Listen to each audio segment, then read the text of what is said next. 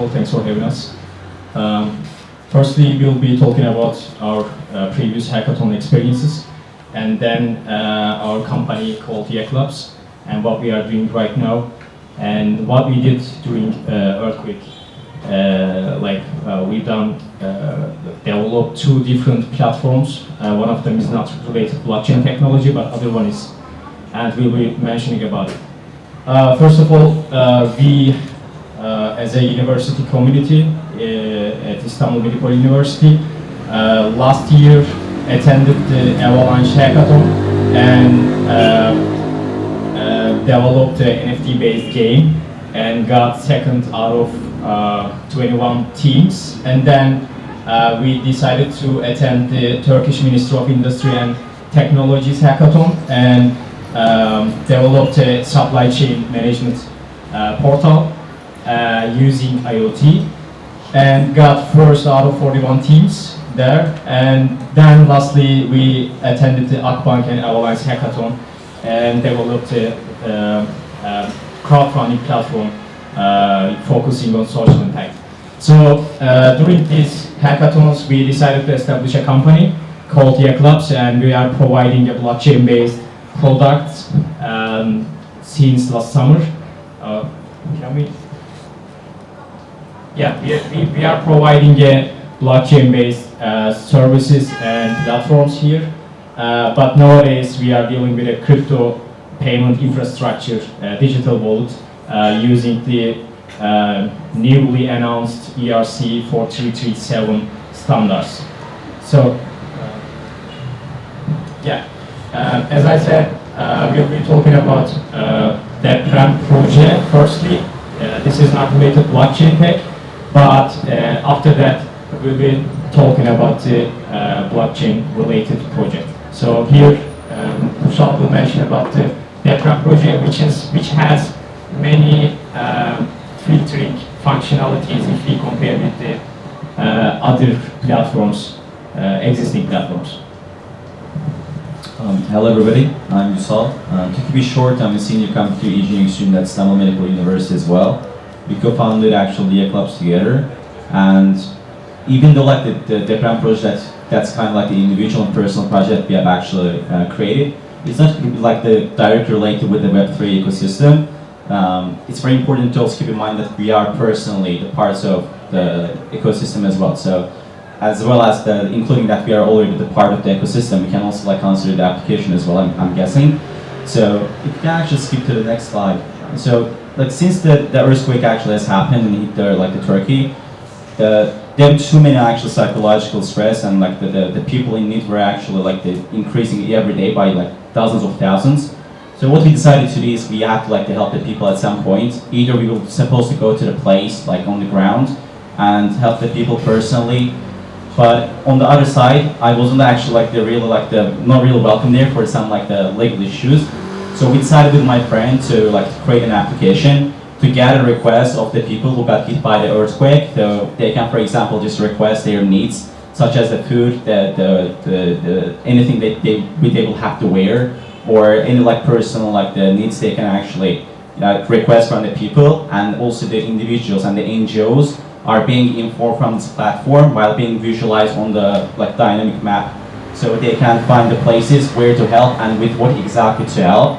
So this is pretty much the menu. I don't really want to just dig into the codes too much because it's going to be boring. But there are too many, at least dozens of products, such as the products already existed since the day the earthquake has happened. But all of them were too slow, and also this guessing that the internet connection on the place where the earthquake actually happened, it was too slow to connect the internet connection. It's not really working very good. And even though we have the fiber internet at our houses, I will have to wait at least a few minutes to search for the specific people, the places, and to get the request list. So what we decided to do, actually, I focused on the back end of the product to make it to run much more smoother, much more faster, so that people actually could get access to the needs much more faster. So we had a team working in the background. Most of them were the university students. We collaborated with them, they were, if I'm not mistaken, over 200 people, manually verifying whether the requests were real or not. And if they were, we were inserting them to our database. and anybody just could like enter our website. We also made it mobile friendly, so they could just enter the website, they can search for their needs, and whoever actually like including the NGOs, whatever they can help with, they can like with the visualized map as well. So there are a few slides as well. Like we made kind of a super app. So instead of directing the people to other like the websites and just making it frustrating the structure, we have gathered everything together under one application. So just keep the people under the same spot. And we were also sharing this information with the government as well. So according to their return feedback, like over 7 trucks were sent to the earthquake zone, and around like the over 100 people were saved as a result of this application, because according to the statistics over Cloudflare, we have actually reached like if I'm not mistaken, 30 or like 35,000 people. So it's actually like consuming this application only create within like the 2 or 3 days. It was actually like the really smooth experience for us, and we were really happy at least to help a few people at that point. So to pass to the other slides, we had like some of the features. For example, like I'm in need of help in need of getting risk with. So we had actually like if I'm not mistaken 20 or 25 such features to choose from the list.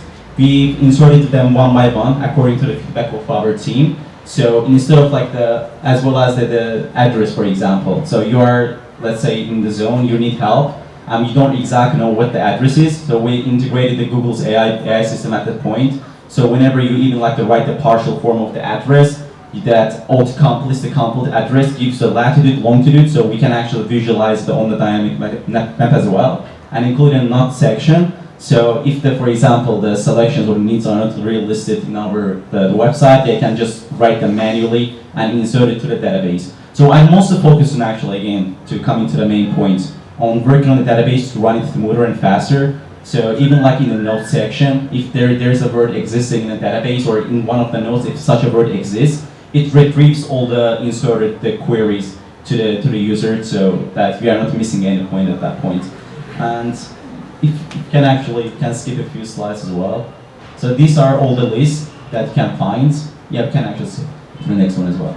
So on the right side, you can see the dots. As you zoom in, they also like to keep the shrinking. So you can find like the more detailed information at that point as well, including the list here. And we also added some of the such filtering features, because there were like too many websites, too many queries, too many requests from both Twitter, Instagram, and other social media like the web pages. Like suddenly, like we found that the data is getting like too crowded, and like if the person like requests like something and does it on multiple platforms, it collects them all together. So sadly, like we are having like the messy data to play with.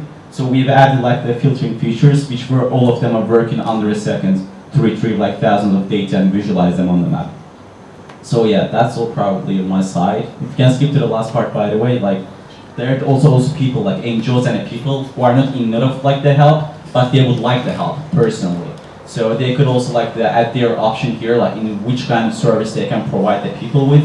So yeah, simply like talking that. This is not exactly like as I mentioned, like Web3 product, but we are personally part of the ecosystem, so we consider this application to be under the hood of the Web3, the roof as well. So that's pretty much it. We also like in the last part, instead of again like directing the people to other like tons of like the websites, like confusing them, we just like collaborated and collected all of the wallets, the IBANs that I got from the Reddit Turkey page, so that they can just find everything here. If they want to donate, doesn't matter in Web2 and Web3, because it's very important at that point. Doesn't matter like how much money you collect, but from how many people actually would like to contribute at this point as well. So yeah, that's pretty much it. In the next product, Berkay is going to explain how we created the crypto conditional donation platform. So yeah. Yeah, then we developed a crypto conditional donation. İstiyorsanız ayağa kalkıp öyle de şey yapabiliyorsunuz. Çok gerek yok. Böyle Tamam. daha İyi. Crypto conditional donation platform, and we announced a like example, shared example on Twitter, and then Kızılay in Turkish wanted us to integrate this platform for them, and we tried to transform this platform for Kızılay. Can we see? Yeah, something like this. we wanted to use blockchain technologies powered like transparency, so which we are calling it like conditional. So we can analyze how many donations are there and how much money they are collecting from the user. So here, like there is a donation assets. If we are clicking the Bağışla button, and can we skip? So like something like that. There are like 11 or 12 different donations assets. So can we skip again? Yeah. We are connecting our MetaMask or other wallet accounts, and we are supporting many EVM compatible networks, including optimistic rollups, Arbitrum and Optimism here. And of course, we are simulating this platform on the testnets and showing this platform's functionalities to the other NGOs. Yeah, here you can like type your amount, like donation amount, something like e-commerce platform, and you are selecting your payment methods with the stable coins, and after that we decided to remove like USDC here after the like problem that happened. Yeah, like that's all. We are collecting many informations on backend and put them on the homepage of that platform, and like transparency is important here. So that's why we are using blockchain technology here. So, but right now we are deciding to share this platform's code base as open source because we wanted to reach out many NGOs.